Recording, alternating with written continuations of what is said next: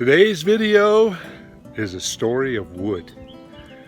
Well, being an arborist, I'm dealing with wood every single day, but I'm also a woodworker, and I like to feature the occasional woodworking video to break up my channel, but also it attracts, a different group of viewers. You guys all like the trees, you like the woodworking, but today I've got a really interesting story.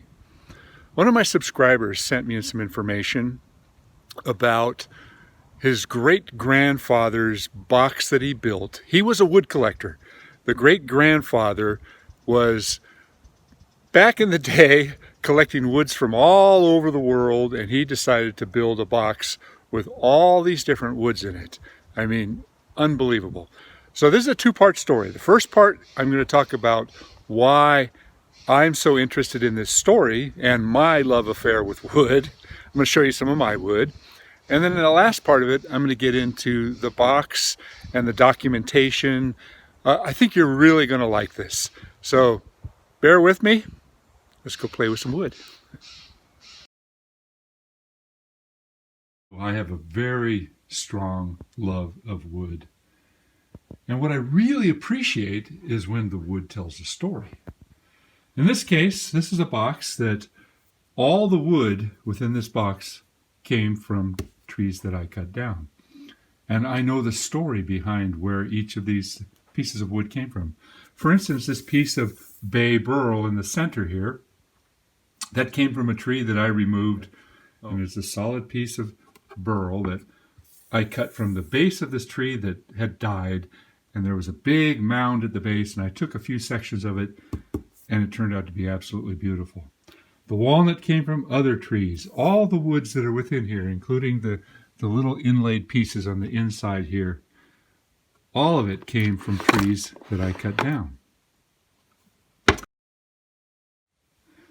This box is actually something that I paid a close friend of mine to build for me, a woman named Sarah, who for a while made her living building beautiful, beautiful boxes. I didn't actually pay her. What I did is we traded for wood. I had a lot of wood that she really wanted, and I asked her to build this for my wife, and it was a Christmas present one year. And my wife absolutely loves it, and so do I. I've built many, many jewelry boxes myself, but this is a treasured piece that I will always enjoy looking at. And when I look at it, I know the stories behind the wood. And I have wood. I have wood. And I have wood. And more wood. I have so much wood that I won't be able to use it in my entire lifetime. Most of my wood are from trees that I cut down at jobs. And some of my wood is very special wood and reserved for special projects.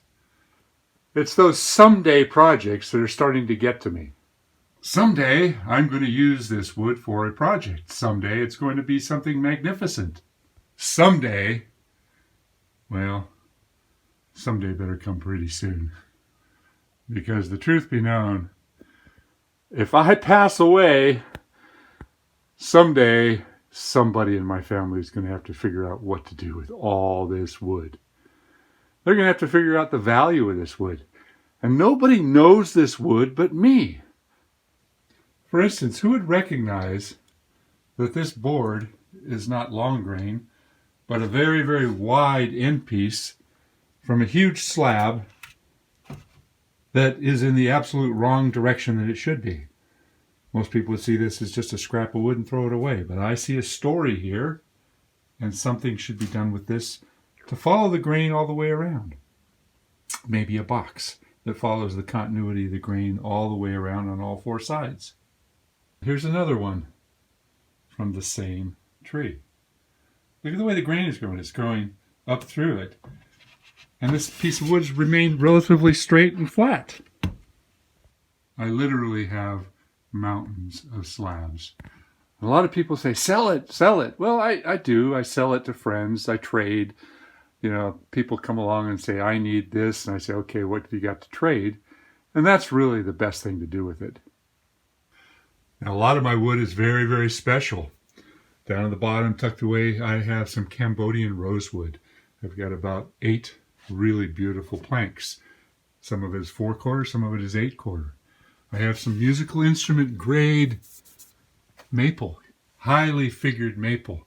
I've got some extraordinary stuff. I have a collection of woods that range from A to Z. I have dozens and dozens of really, really beautiful pieces of wood just waiting for me to take the time to kick it into full gear and really do some woodworking. Now, some of the woods that I have are very, very unusual, and you just won't find it. Can anybody tell me what kind of wood this is? Let me tell you, I've had this drying for about 20 years. This is the only piece of this that I have. It's incredibly heavy. I can barely pick it up. It must weigh, I'd say 60 pounds for one board. It's as solid as a rock. Go ahead, guess. What do you think it is? This is giant blue gum eucalyptus.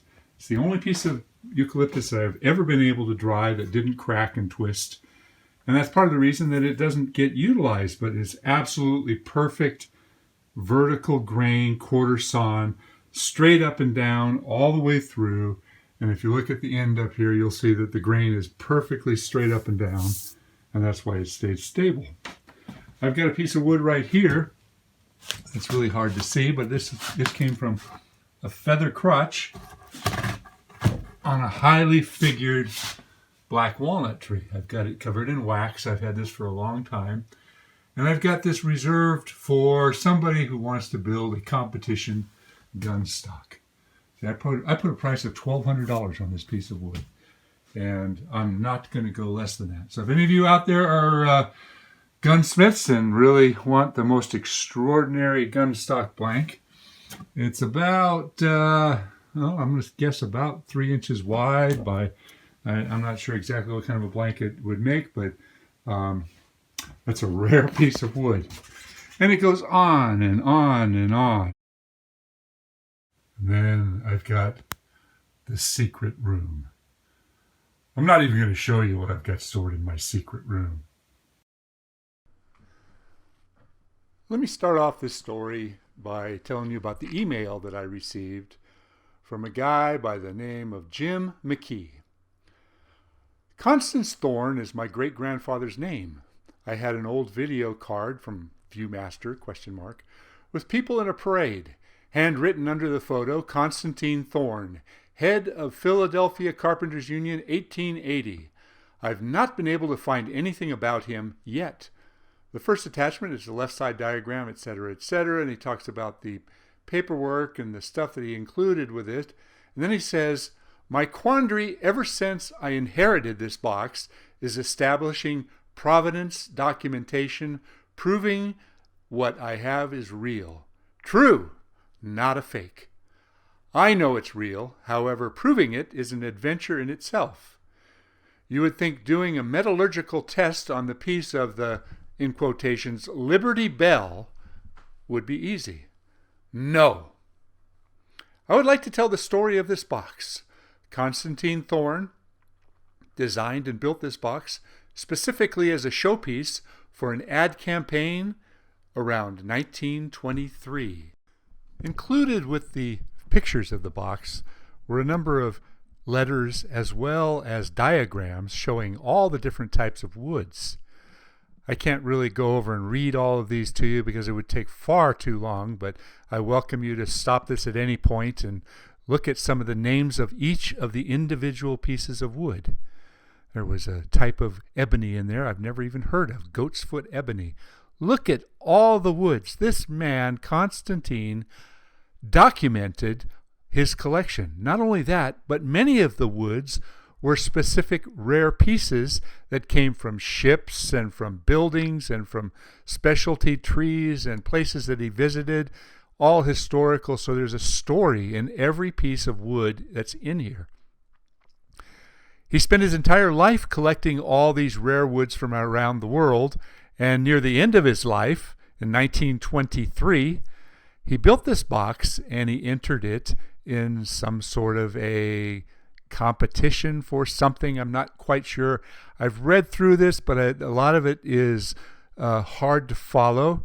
Like I said, if you want to take the time and stop and start and read all this, it's hard to read, but some of this stuff is very, very interesting. And the part about the Liberty Bell in here just blew my mind. Apparently, this guy's great-grandfather had his grandfather part of the crew that worked at taking the Liberty Bell out of the tower in Philadelphia to move it when it cracked. And at the time, I guess they pried a piece of the Liberty Bell popped off, and he pocketed it. And he had this little tiny piece of the Liberty Bell that he passed on to his grandson, the great-grandfather, Constantine, who built the box. In the very, very center of all of this is this tiny little square of metal that's part of the Liberty Bell. That blows my mind. It just totally blows my mind. And there's so much in here. Some of the letters and some of the stuff are part of the stories that tell you what's going on. Like I said, I'm not going to read all this to you.